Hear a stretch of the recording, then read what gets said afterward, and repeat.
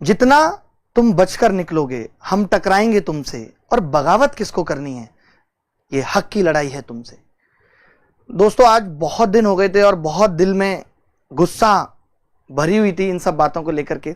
मैंने सोचा आज क्यों ना निकाल दी जाए। 5 साल से हम लोग मोदी जी के मन की बात सुन रहे हैं, आज वक्त है कि ये बात मोदी जी के मन तक पहुंचनी चाहिए। आज हमारे मन की बात मोदी जी तक पहुंचती रही है। आज पहली बार मैं ये रिक्वेस्ट कर रहा हूं, गुजारिश कर रहा हूं कि इस वीडियो को इतना शेयर करें कि वो जरूर देखें इस वीडियो को, क्योंकि बहुत सारी बातें करने को।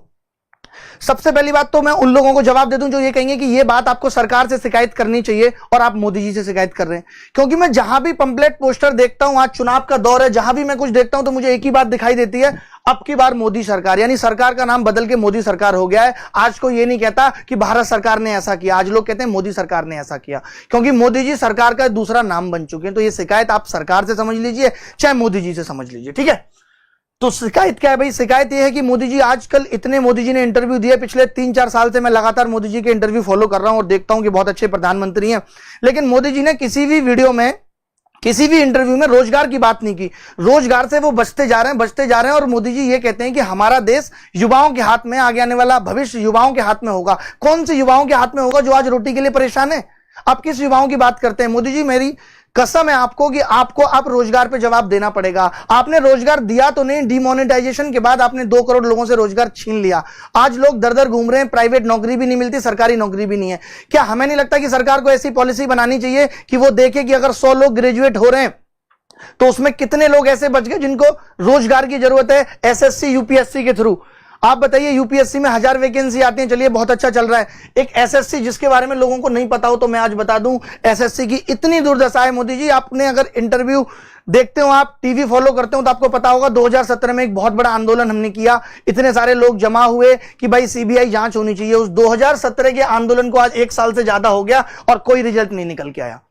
आज 2019 चल रही है और 19 में हालात ये हैं कि 2017 का रिजल्ट फाइनल नहीं हुआ। ये तक हमें नहीं पता कि पेपर कैंसिल होगा नहीं होगा, किस कगार पे खड़ा हुआ है पेपर। 2018 का पेपर 4 जून से प्लान्ड है, लेकिन आज भी आप किसी बच्चे को पूछो कि तुम्हारा पेपर कब से, उसे पता नहीं है। मतलब 26 दिन पहले बच्चे को यह पता नहीं है कि उसको एग्जाम देना है या नहीं देना। किस भरोसे में वो पढ़े? किस डिजिटल इंडिया की हम बात कर रहे हैं? जब भी कोर्ट में जाते हैं, पिछले 10 हियरिंग से मैं नोटिस कर रहा हूं, 10 हियरिंग हो गई मुझे नोटिस करते करते।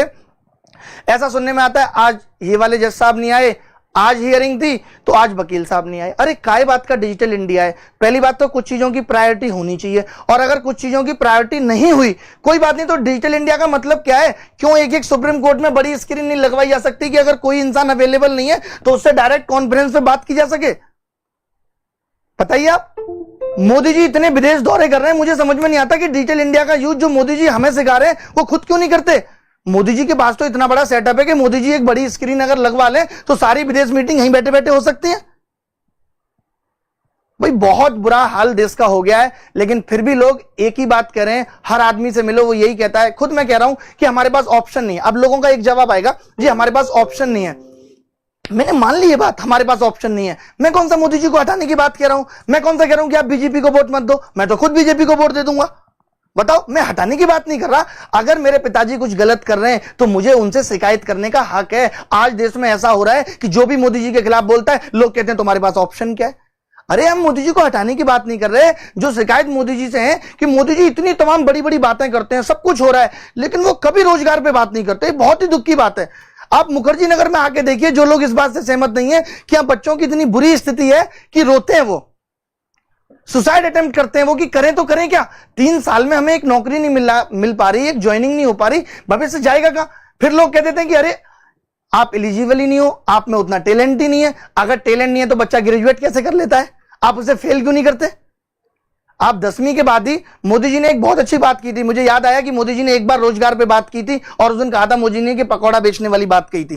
फिर लोगों ने उसको कहा कि इसका इंटरप्रिटेशन लोगों ने गलत किया है। तो मुझे ये बात समझ नहीं आती कि मोदी जी इतने पढ़े लिखे हैं, क्या वो देश को जानते नहीं है? वो तो खुद कहते हैं मैं बहुत जमीनी स्तर से उठाऊं। वो नहीं समझते कि जनता को कैसी बातें समझ में आएंगी? क्या वो बातें क्लियर नहीं बोल सकते? हर बात का